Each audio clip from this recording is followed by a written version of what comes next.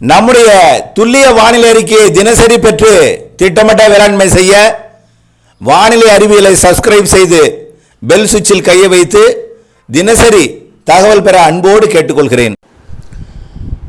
வணக்கம். செல்வகுமாரின் அதிகாலை வானிலை ஆய்வறிக்கை. அதிகாரப்பூர்வ வானிலை அறிக்கைக்கு இந்திய வானிலை ஆராய்ச்சித்துறை அறிக்கையை பார்க்கவும். 2024 மே 15 புதன்கிழமை அதிகாலை வானிலை பதிவு. இன்றைய அறிக்கையில் முதல்ல வானிலை அமைப்பு, நேற்று வரை நடந்த வானிலை, இன்று நடக்கப் போகிற எதிர்பார்ப்பு வானிலை, நாளை நடக்கப் போவது, வரக்கூடிய வாரம் நடக்கப் போவது, இறுதி வரை கேட்டு பயன்பெற அன்போடு கேட்டுக்கொள்கிறேன். முதலில் அதிகாரப்பூர்வ வானிலை அறிக்கைக்கும் இந்திய வானிலை ஆராய்ச்சித்துறை அறிக்கையை பார்க்கவும். வானிலை அமைப்பு, இந்திய தீபகற்பத்திலே பல்வேறு தாழ்வு சுழற்சிகள் நீடிக்கிறது. மேற்கத்திய இடையூறும் இமயமலை பகுதிக்கு வந்திருக்கிறது. வங்கக்கடலிலும் கீழடுக்கு சுழற்சிகள் நீடித்துக் கொண்டிருக்கிறது. கீழடுக்கு சுழற்சியாகவும் மேலடுக்கு சுழற்சியாகவும் வங்கக்கடலிலே நீடித்துக் கொண்டிருக்கக்கூடிய சுழற்சி தமிழ்நாட்டின் தரையை நெருங்கியதும் வடகடலோரத்தில் கீழடுக்கு சுழற்சியாக இணைந்து மத்திய கடலோரம், அதாவது ஒட்டுமொத்த கடலோர மாவட்டங்களை இணைக்கும் விதமாக கீழடுக்கு சுழற்சியாக இணைந்து தமிழ்நாட்டின் தரைக்கு மேலே கீழடுக்கு சுழற்சியாக நகர்ந்து அரபிக்கடல் பகுதியை நோக்கி நகரப்போகிறது. இதற்கு ஆயுள் காலம் 23ஆம் தேதி வரைக்கும், 22ஆம் தேதி 23ஆம் தேதி வரைக்கும். அதற்கு பிறகு வங்கக்கடலில் ரீமால் புயல் உருவாகி மேற்கு வங்கம், வங்கதேசம் அல்லது வடக்கு ஒடிசா பகுதிகளுக்கு விலகி செல்லும் என்று மாதக்கணக்கில் சொல்லிக் கொண்டிருக்கிறோம். தற்பொழுதும் அதற்கு சாதக சூழல் இருக்கின்ற பொழுதிலும் வங்கக்கடலோட வடக்கு பகுதியில், அதாவது கடந்த மே மாதம் ஏப்ரல் மாதத்தில் தமிழ்நாட்டின் கரையோரமாக நீடித்து கொண்டிருந்து குளிர்காற்றை அனுப்பி வெப்பமடையை செய்து உள் மாவட்டங்களில் வெப்ப அலையை கொடுத்து கொண்டிருக்க சாதக அமைப்பை ஏற்படுத்தி கொண்டிருந்த உயரழுத்தம் எதிர் சுழற்சி, கடிகார சுற்றில் சுழலும் சுழற்சி வடக்கு வங்க கடற்பகுதியில் நீடித்துக் கொண்டிருக்க, கடிகார சுற்றுக்கு எதிர் திசையில் சுழலக்கூடிய குறைந்த அழுத்தம் தாழ்வழுத்த சுழற்சிகள் உருவாக அதை வடக்கு நோக்கி முன்னேற முடியாமலும் தீவிரமடைய முடியாமலும் தொடர்ந்து நசுக்கிக் கொண்டிருக்கிறது. ஆக உயரழுத்தம் தீவிரமடைய முடியாமல் இடையூறு கொடுத்து கொண்டிருக்கிற பொழுதிலும் தாழ்வழுத்தம் தீவிரமடைவதற்கு தாமதம் ஏற்பட்டு கொண்டிருக்கிற பொழுதிலும் தாழ்வழுத்தம் தீவிரமடையும் வரைக்கும் தமிழ்நாட்டில் மழை பொழிவு தொடர்ந்து கொண்டிருக்கும். இதுதான் சுருக்கம். அனல் காற்று சராசரிக்கு கூடுதலாக வீசியது. குளிரும் என்றும் குளிர்ந்தது, மழை பொழியும் என்றும் பொழிந்தது, தீவிரமடையும் என்றும் அடைந்து கொண்டிருக்கிறது. நேற்றைக்கு கோயம்புத்தூர், திருப்பூர் மாவட்டங்களில், அதாவது எதிர்பாராத, அனைவரும் எதிர்பார்த்ததை விட கூடுதல் மழை சில இடங்களில் பொழிந்திருக்கிறது. நேற்று வரை மனவேதனைப்பட்டுக் கொண்டிருந்தார்கள். இது பொழியாது, இது ஏமாற்றும், இது நன்மை தராது என்று அவ நம்பிக்கை கொண்டவர்களுக்கு கூட இரண்டாவது சுற்றாக ஒரு மழை வந்து மேற்கு மாவட்டங்களை குளிர்வித்தது. அந்த மழை விருதுநகர், தூத்துக்குடி, திருநெல்வேலி, தென்காசி, மேலும் மதுரை, விருதுநகர், தேனி உள்ளிட்ட மாவட்டங்களுக்கும், இன்னும் பல்வேறு மாவட்டங்கள், நீலகிரி, ஈரோடு உள்ளிட்ட மாவட்டங்களுக்கும் மழை பொழிவை கொடுத்தது. இந்த அதிகாலை நேரத்தில் பார்த்தீங்கன்னா கள்ளக்குறிச்சி, விழுப்புரம், சேலம் மற்றும் தருமபுரி மாவட்டங்களில் தூறல் மழை பொழிவை கொடுக்கும் வகையில் ஆங்காங்கே மழை பொழிவை கொடுத்து வருகிறது. வானம் மேகம் சூழ்ந்து காணப்பட்டு கொண்டிருக்கிறது. ஆக வடகடலோரம் மேகம் சூழ்ந்து விட்டதென்றால் என்ன அர்த்தம்? காற்று சுழற்சி நெருங்கி விட்டது, கீழடுக்கில் இறங்கி விட்டது, வடகடலோரம் தீவிரமடைய போகிறது, மழை பொழிவு என்ற அர்த்தம். ஆக நெருங்கிவிட்ட காற்று சுழற்சி படிப்படியாக தீவிரமடையும். நேற்று வரை கோயம்புத்தூர் மாவட்டத்தில் இது பெய்யாது என்று நினைத்தவர்களுக்கு பெய்தது போல இன்னும் தஞ்சாவூர் மாநகரம் உட்பட பல இடங்களிலே மழை கடுமையாக இன்னும் ஒதுக்கி கொண்டிருக்கிறது. ஆனால் பெய்த இடத்தில் மீண்டும் மீண்டும் மழை, சில இடங்களில் கனமழை, சில இடங்களில் ஒதுக்குதலுடன் குறைவான மழை என்று பல்வேறு வானிலை அமைப்பை ஏற்படுத்தி கொண்டிருப்பதே இந்த கோடை மழை, வெப்பச்சலன இடிமழை வருகிறது. அடுத்து காற்று சுழற்சி மழை. நம்ம ஏற்கனவே அறிக்கையில் 16ஆம் தேதி, ஏற்கனவே 10ஆம் தேதி சொன்னோம், 12ஆம் தேதி சொன்னோம், 13ஆம் தேதி சொன்னோம், 14ஆம் தேதி சொன்னோம், இல்லை என்று சொல்லவில்லை. இதற்கெல்லாம் காரணம்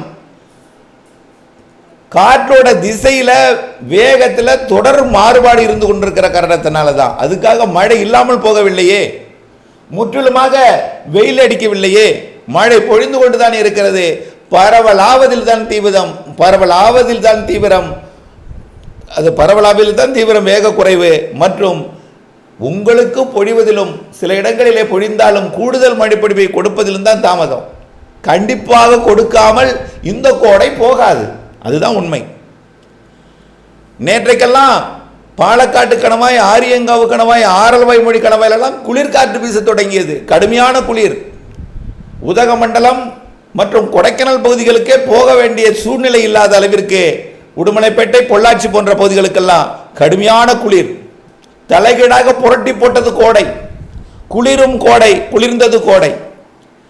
வரக்கூடிய நாட்களிலே, அதாவது 16ஆம் தேதியிலிருந்து நாளையிலிருந்து மழை பொழிவு கண்டிப்பாக வடகடலோரம் தீவிரமடையும். நாளையே கொட்டி தீர்த்து விடாது, நன்றாக புரிந்து கொள்ளுங்கள். வளிமண்டலத்தில் ஏற்பட்டிருக்கக்கூடிய காற்று சுழற்சியானது கடலுடன் இணைந்ததல்ல, அது கீழடுக்கு, அதாவது படிப்படியாகத்தான் இறங்கி வந்து கொண்டிருக்கிறது, படிப்படியாகத்தான் நெருங்கி வந்து கொண்டிருக்கிறது. இந்த வளிமண்டல சுழற்சி ஆணி அடித்தார் போல் வந்தால் சரியாக சொன்ன நேரத்தில் வரும். ஆனால் இந்த சுழற்சியானது அங்குமிங்கும் ஒரு அசைவிலும் நகர்விலும் இருக்கும்.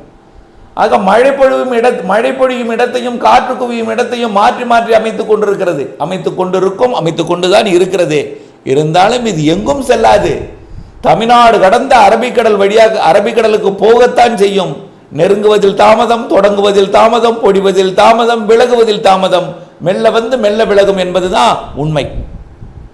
அதன் அடிப்படையில் எத்தனை தாமதங்கள் ஏற்பட்டாலும் 17ஆம் தேதி சென்னை, திருவள்ளூர், காஞ்சிபுரம் உட்பட நாளைய மறுநாள் நல்ல மழை பொழிவை கொடுக்கும். ஏன் சார் அங்க மட்டும் சொல்றீங்க, எங்களுக்கு பெய்யாதா? அங்கதான் இன்னும் மழையே பெய்யல. கேள்விகளும் அதிகமாக வந்து கொண்டிருக்கிறது. நேற்றுக்கு அதிகபட்ச வெப்பநிலை வேலூரில் பதிவாகி இருக்கிறது. ஆக தென் மாவட்டங்கள் குளிர்ந்தது, டெல்டா குளிர்ந்தது, பல்வேறு இடங்கள் குளிர்ந்தது. புழுக்கம் நிலவினாலும் புழுக்கம் இருக்கத்தான் செய்யும், புழுக்கம்தான் மழையாக மாறும். வரக்கூடிய நாட்களில் அந்த புழுக்கமும் போய்விடும். பருவமழை காலத்தில் இருக்கக்கூடிய ஒரு இதமான சூழல், குளிர் சூழல், வெப்பநிலை முற்றிலுமாக மாறி மழை பொழிவு ஏற்படுத்தக்கூடிய வானிலை 17ஆம் தேதியிலிருந்து கொடுக்க போகிறது அனைத்து மாவட்டங்களுக்கும். எங்கள் மாவட்டத்தின் பெயர் சொல்லவில்லை, எங்களுக்கு உண்டா என்று கேட்டுவிடக்கூடாது. தமிழ்நாட்டில் அனைத்து மாவட்டங்களும், அண்டை உள்ளே இருக்கக்கூடிய மாநிலமாம் புதுச்சேரி, காரைக்கால், மேலும் அண்டை மாநிலங்களாம் கர்நாடகா, கேரளா, ஆந்திர பிரதேசம், அதனுள் இருக்கக்கூடிய புதுச்சேரி பகுதிகளாம் மாகே, ஏனாம் உட்பட. இதில் கேரளா, கர்நாடகா நம்பர் 1 இடத்தை பிடிக்கும். தமிழ்நாட்டின் மேற்கு தொடர்ச்சி மலை மாவட்டங்கள் 2ஆம் இடம் பிடிக்கும். கர்நாடக எல்லையோரம் 3ஆம் இடமும், தென் மாவட்டங்கள் அடுத்த இடத்தையும், உள் மாவட்டங்கள் அடுத்த இடையும், டெல்டா அடுத்த இடத்தையும், வடகடலோரம் அடுத்த இடத்தையும், வட உள் மாவட்டங்கள் வடகடலோரம் அடுத்த இடத்தையும் பிடித்து ஆந்திர பகுதி அடுத்த இடத்தையும், ஆந்திராவோட வடக்கு பகுதி தெலுங்கானாவெல்லாம் அடுத்த இடத்தை பிடித்தாலும் குறைவான மழைப்பொழிவே கனமழை பொழிவாக இருக்கும். சென்னைக்கே 4-5 நாட்களுக்கு நல்ல மழை இருக்கிறது. குறைந்தபட்சம் 2-3 சென்டிமீட்டரிலிருந்து 5-6 சென்டிமீட்டர் வரைக்கும் கூட சென்னைக்கு பொழிவதற்கு வாய்ப்பு இருக்கிறது, வரக்கூடிய 23-24ஆம் தேதி வரைக்கும். ஆக வானிலைகளோட அமைப்பை ஏற்கனவே விளக்கி மழைப்பொழிவு காரணங்களை சொல்லி இருக்கிறோம். இப்பொழுதும் அதே அமைப்பு தான், வருவதில் தாமதம், கண்டிப்பாக வந்து விலகும், மெல்ல வந்து மெல்ல விலகும். புதிதாக உருவாக்கக்கூடிய அந்த ரீமாலும் தாமதம் ஏற்படுகிற காரணத்தினால கண்டிப்பாக மழைப்பொழிவு நாட்கள் அப்படியே எக்ஸ்ட்ரா ஆகிட்டே போயிட்டு இருக்கும். என்ன காற்று சுழற்சி தீவிரமடைவதில் தாமதம், தமிழ்நாட்டில் காற்று குவிதல், தமிழ்நாட்டில் வரப்போகிற அந்த காற்று சுழற்சி விலகுவதில் தாமதம், ஒன்றிணைந்து சுருங்குவதில் தாமதம், எல்லாமே தாமதம். ஆக தமிழ்நாட்டின் மழை தென்மேற்கு பருவமழை வரை கூட தொடர்ந்து கொண்டிருக்கலாம், தென்மேற்கு பருவமழை வரைக்கும் கூட தீவிரத்தன்மை இருந்து கொண்டிருக்கலாம். இதில் தென்மேற்கு தொடர்ச்சி மலை மாவட்டங்களின் சில பகுதிகளுக்கு மிக கனமழை, அதி கனமழை, ஓரிரு இடங்களில் அதீத கனமழை பொழிவு கூட வாய்ப்பு இருக்கு. கேரளா கர்நாடகாவிற்கு சில இடங்களிலே பாதிக்கும் மழை பொழிவு கிடைத்திருக்கிறது. கேரளா கர்நாடகாவிற்கு ஒரு சில மாவட்டங்களுக்கு. ஆக பொறுத்திருந்து பாருங்கள், எல்லாம் நடக்கும். கோடை தலைகீழாக மாறும், கோடை குளிரும். கண்டிப்பாக இது கோடையா அல்லது மழைக்காலமா என்று நம்மையே நாம் கிள்ளி பார்த்து அறிந்து கொள்ளும் வகையில் வானிலையில் மிகப்பெரிய ஒரு மாற்றத்தை ஏற்படுத்தி நம்மை ஏற்கனவே வெப்பம் அனுபவித்த வெப்பத்தையே மறந்து விட்டோம். எப்படி வெப்பம் இருந்தது, எப்படி அனல் வீசியது என்ற அந்த இதையே மறந்து விட்டோம். இன்னும் மறக்கடிக்க செய்யும், முற்றிலுமாக தலைகீழாக மாற்றும். மேற்கு காற்றும் குளிரும், மழை பொழிவும் கொடுக்கும்.